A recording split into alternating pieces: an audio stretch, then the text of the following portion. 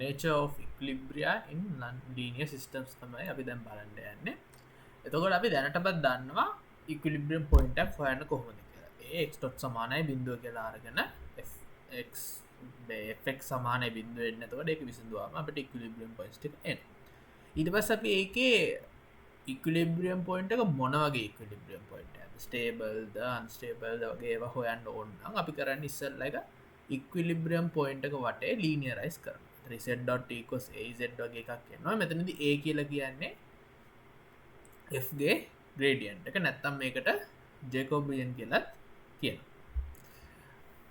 ඊට පස්සේ අපි කරන්නේ ලීනියර් සිස්ටම්ස් වල වගේම ඉක්විලිබ්‍රියම් පොයින්ට් එක මොන වගේද කියන්න මොන වගේ හැඩයක්ද ගන්න කියන එක තීරණය කරන්න අපි කරන්නේ a ගේ අයිගන් වැලියුස් ටික හොයනවා. එතකොට ලීනියර් සිස්ටම්ස් වලත් අපේ ෆස්ට් ස්ටෙප් එක උනේ අයිගන් වැලියුස් හොයන එක.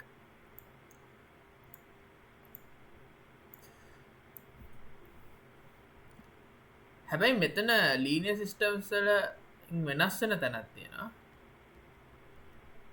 ඒ තමා අපේ අයිගන් වැලියුස් හෙව්වට පස්සේ ඒ අයිගන් වැලියු එකකට 0 රියල් පාර්ට් එකක් තියෙනවා නම්, ඒ කියන්නේ එක්ක අයිගන් වැලියු එක 0 නැත්නම් ඒක පියෝර්ලි ඉමැජිනරි නම් අපිට මෙතනින් වැඩේ නවත්තන්න වෙනවා. මේ විදිහට අපිට ඉක්විලිබ්‍රියම් පොයින්ට් එක මේ මොන හැඩයක්ද, يعني ඉක්විලිබ්‍රියම් පොයින්ට් එක ස්ටේබල්ද අන්ස්ටේබල්ද කියන කතාව මේ ලීනියරයිසේෂන් පාවිච්චි කරලා හොයන්න බෑ. if a has an eigen value එකක් හරි තිබ්බොත්, එක eigen value එකක් හරි තිබ්බොත් as an eigen value with zero real parts.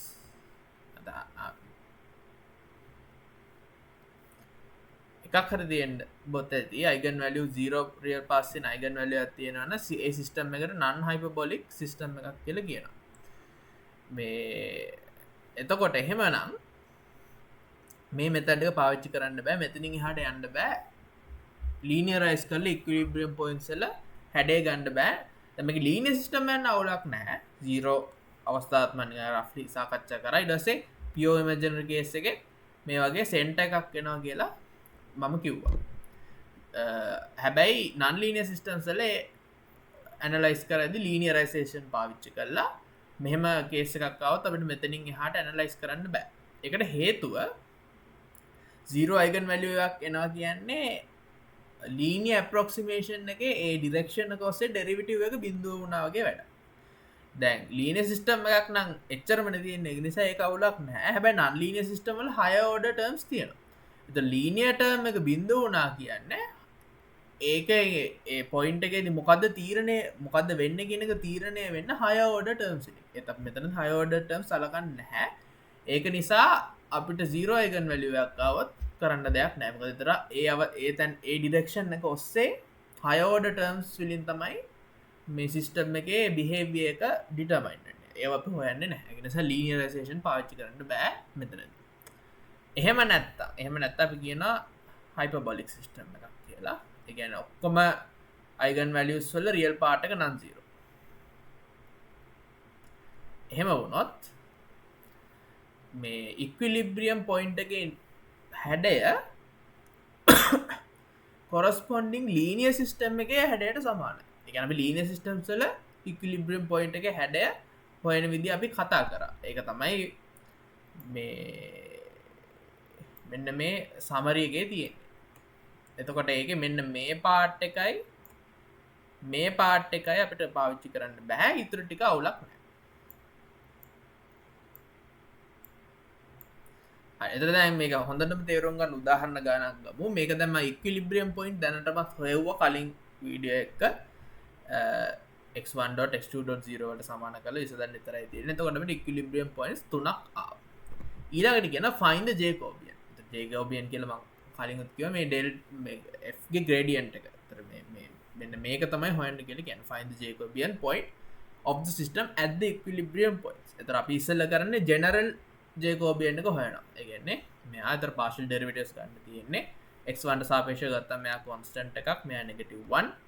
x2ට සාපේක්ෂව ගත්තම මෙයා කොන්ස්ටන්ට් එකක් මෙයා බිඳුවයි මේක එන්න 5x2 to the power 4 ඒ විදිහට ඔක්කොම ටික හොයන්න පුළුවන් ඊළඟට at the equilibrium points කොහොමත් ඒක තමයි අපි කරන්න ඕනේ ඒක නිසා equilibrium points ටික ආදේශ කරලා අපිට matrix 3ක් එනවා ඇතරම මේ පොයින්ස් දෙක එන්නේ එකම matrix එක ඒක නිසා අපිට වැඩ අඩුයි මෙතනින් එහාට find the eigenvalues and eigenvectors of the Jacobian at each of the equilibrium point දැන් මම මේක සලකමු මේකේ ඔයගොල්ලෝ අයිගන් වැලියුස් හෙව්වොත් lambda squared කියන්නේ සමීකරණය එන්නේ lambda squared plus 1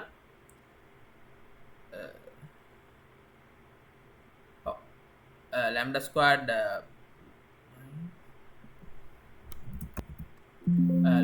lambda squared plus 1 equals 0 එතකොට මේක විසඳු හෙව්වොත් sorry lambda squared lambda minus 1 squared equals 0 එන්නේ එතකොට lambda plus 1 squared equals 0 එන්නේ මද minus lambda lambda plus 1 squared equals 0 එතකොට lambda equals negative 1 roots දෙකක් එන්නේ ඕනම එහෙම ලියන්න එතකොට මෙතන repeated eigenvalues තියෙනවා ඊට පස්සේ ඒකේ cases දෙකක් තියෙනවා කියලා මම සාකච්ඡා කරා linear system වලදී repeated eigenvalues ආවොත් මේ eigenvectors දෙකක් හොයාගන්න පුළුවන් නම් stable star unstable star එනවා only one eigenvector ගන්න මෙන්න මේ විදිහට තමයි එන්නේ එතකොට මේකේ ඔයගොල්ලෝ eigenvectors ඕන හොයලා බලන්න මේ දෙක අපිට ගන්න පුළුවන් eigenvectors විදිහට හැබැයි මම මේ කියලා දෙද්දි කිව්වා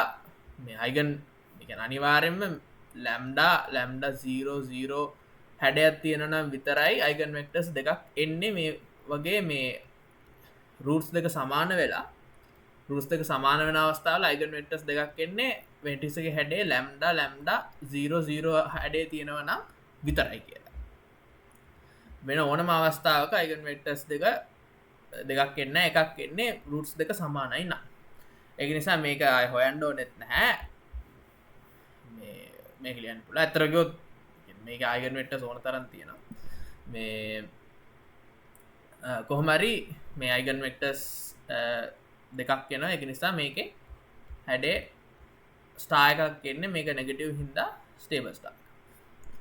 මේකෙත් අපිට හොයන්න පුළුවන්. අතර a minus lambda i වල ඩිටර්මිනන්ට් එක අරගෙන හරි කොහොම හරි අපිට eigenvalues දෙක ගන්න පුළුවන්. ඊට පස්සේ අපි eigenvectors වන්න මොකද්ද කරන්නේ a minus lambda i ගේ kernel space එක ගන්න. අතර අපි a minus 6i වගේ ගත්තා කියලා හිතන්න. sorry a plus 6i a minus 6i එතකොට මේක එන්නේ 5555 matrix එකක් එන්නේ. එතකොට මේකේ kernel space එක අපි මම linear algebra පොඩ්ඩක් මතක් කරොත් සාමාන්‍යයෙන් හොයනවා නම් හොයන්නේ අපි මේ විදිහට වෙක්ටර් එක ගන්නවා ඊට පස්සේ ඒක බිඳුවට සමාන කරනවා. එතකොට මේ ඊට පස්සේ මේක සෝල්ව් කරාම අපිට fully solve කරන්න බෑ මේ විදිහක් එන්නේ. ඊට පස්සේ මේක මොකක් හරි free variable එකන එකට අපි කැමති ආගයක් දෙන්න බලන්න. x මන්ට 1 දුන්නොත් x2 negative 1 වෙනවා. එතකොට 1 negative 1 කියන්නේ එක negative 6 ට අනුරූප eigenvector. එහෙම නැත්නම් මේක බැලුවම තේරෙනවා 1 negative 1 එහෙම නැත්නම් negative 1 1 මේ දෙකම valid solutions මේ වගේ eigenvector එකක් ගත්තම මේක බිඳුව වෙනවා කියලා තේරෙනවා. ඒ නිසා අපිට කෙලින්ම ලියන්නත් පුළුවන් මේ වගේ equations ගොඩක් ගන්නෙ නැතුව. lambda equals 4 අවස්ථාව ගත්තොත් මේ වගේ matrix එකක් එන්නේ. මම මේක අසෝ කරන්නේ නැහැ. බැලුවම තේරෙනවා මේ එකතු කරාම බිඳුවයි කියලා. ඒ නිසා vector එක 1 1. දැන් අපිට තියෙන්නේ හරි. එතකොට එච්චරයි එක කියලා තියෙන්නේ find the eigenvalues and eigenvectors of Jacobian at each of the equilibrium point. D comment on the stability of the equilibrium points. එතන මෙයා stable star එකක්. මේකේ මෙයා point දෙකේම ඉන්නේ එකම matrix එකේ නිසා මම එකපාරේ හදලා තියෙන්නේ. මේකේ එකක් නෙගටිව් එකක් පොසිටිව් ඒ වගේ අවස්ථාවක මම කිව්වා saddle point. හරි ඊට පස්සේ finally කියලා තියෙන sketch the phase portrait of the system. දැන් මුළු system එකෙන් phase portrait එක අපිට අදින්න අමාරුයි. ඒත් අපිට equilibrium points වල phase portrait එක අදින්න පුළුවන්. මොකද ලීනියරයිස් කරාම ඉක්විලිබ්‍රියම් පොයින්ට් එක ඇත්තටම පොඩි රීජන් එකකට තමයි මේක වැලිඩ් වෙන්න වෙන්නේ. පොඩියට අදින්න බැරි හින්දා ටිකක් ලොකුවට ඇඳලා තියෙනවා මෙතන. එතකොට ඔරිජින් එකේ ඉන්නේ ස්ටේබල් ස්ටාර් එකක් මේ විදිහට. ස්ටේබල් ස්ටාර් එකක් අදින්දී ආය මුකුත් කරන්න නැහැ. කොහෙන් පටන් ගත්තා ස්ට්‍රේට් ලයින් එකක් ගිහිල්ලා ඉක්විලිබ්‍රියම් පොයින්ට් එකට යනවා. නිසා මෙතන. දැන් මේ වගේ අපේ අඳින්නේ මේ ඔරිජින් එක වටා නෙවෙයි. මොකද මතක තියාගන්න අපි මේක ලීනියරයිස් කරේ 1 1 පොයින්ට් එක වටා. ඒක නිසා මෙතනදී ඊට පස්සේ අර x equals z equals x minus x naught කියන ට්‍රාන්ස්ෆෝර්මේෂන් එක දාලා තමයි ලීනියරයිස් කරේ. ඒතර ඇත්තටම මේක තියෙන්නේ x naught වල. ඒ කියන්නේ මෙතනදී 1 1 ඉක්විලිබ්‍රියම් පොයින්ට් එකයි මෙතනදී -1 -1 ඉක්විලිබ්‍රියම් පොයින්ට්. ඒතර ඒ ඉක්විලිබ්‍රියම් පොයින්ට් එක ඔරිජින් එක කියලා හිතාගෙන තමයි අපි ෆේස් පෝර්ට්‍රේට් එක අදින්න ඕනේ. එතකොට අපි මෙතන කණ්ඩාංග පද්ධතියක් තිබ්බා වගේ තමයි අපි මේ ෆේස් පෝර්ට්‍රේට් එක අදින්නේ ඒ ඉක්විලිබ්‍රියම් පොයින්ට් එකට. එතකොට මෙතන ඉන්නේ සැඩල් පොයින්ට් එකක්. එතන කරන්නේ අයිගන් වෙක්ටර්ස් දෙක හොයන්න ඕනේ. ඒ දෙක හොයලා තියෙන්නේ v1 v2 මේ දෙකෙන් නම් මේක හරියටම ඕතෝගනල් වෙනවා. කියන්නේ දෙකේ අතර කෝණ අංශක 90යි. කොහොමද මේක රෆ්ලි අදින්න. ඊට පස්සේ අපි සැඩල් පොයින්ට් එකක් න අපි ඒක අදින්න කොහොමද? අයිගන් වෙක්ටර්ස් දෙක දිහා බලනවා.